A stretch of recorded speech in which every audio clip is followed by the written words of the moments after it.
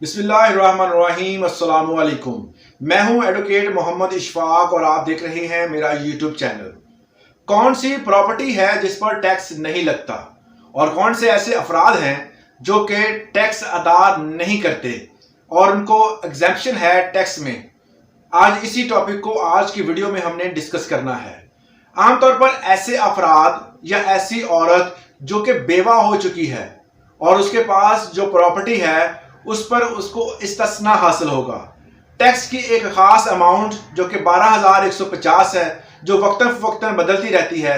इस अमाउंट से अगर कम जो है उसको टैक्स आता है तो वो उसको माफ होगा, और अगर इस अमाउंट से ज्यादा टैक्स आता है तो वो उसको अदा करना पड़ेगा।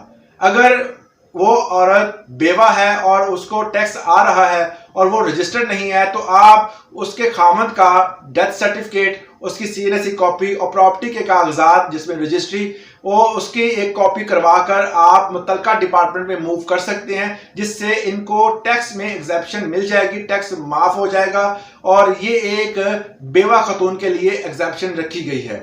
दूसरा ये है कि ऐसे अफराद या ऐसे लोग, बच्चे जो कि यतीम हो चुके हैं, यतीम बच्चों के लिए भी टैक्स में सालाना टैक्स जो है उसमें जो है कमी की गई है। अगर उनको 12,150 से ज्यादा टैक्स आता है तो वो अदा करेंगे, कम आता है तो वो अपने बाप और वालदा का जो है वो डेथ सर्टिफिकेट जमा करवाकर साथ उसके अपने बेफाम और साथ मुतलका डिपार्टमेंट के लिए एक एप्लीकेशन लिख के जमा करवाएं, उनको टैक्स में जो है वो माफी मिल जाएगी।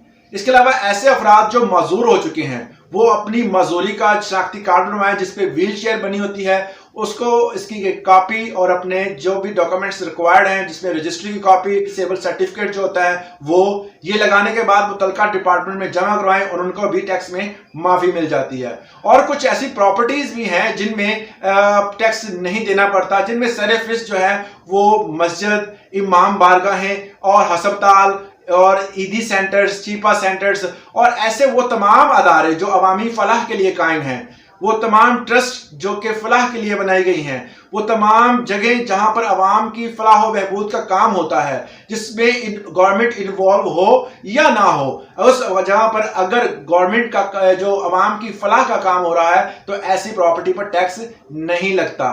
दूसरी अहम चीज ये है कि गवर्नमेंट के अंडर जितनी भी जमीनें हैं, जो तमाम जमीनें जो हैं उस पर टैक्स नहीं लगता। जितने डिपार्टमेंट्स हैं गवर्नमेंट के, जितने भी प्राइवेट गवर्नमेंट सेक्टर्स हैं, तब तमाम पर टैक्स जो है वो नहीं लगता। ये वो तमाम प्रॉपर्टीज हैं जिन पर टैक्स नहीं लगाया जाता और वो अफराद हैं जिन पर टैक्स नहीं लगाया जाता। इसके अलावा अगर आपका कोई क्वेश्चन है तो मुझे कमेंट सेक्शन में पूछ सकते हैं या मेरे दिए गए व्हाट्सएप नंबर पर वॉइस मैसेज कर सकते हैं। आज के लिए इतना ही, इजाजत दें। अल्लाह हाफिज।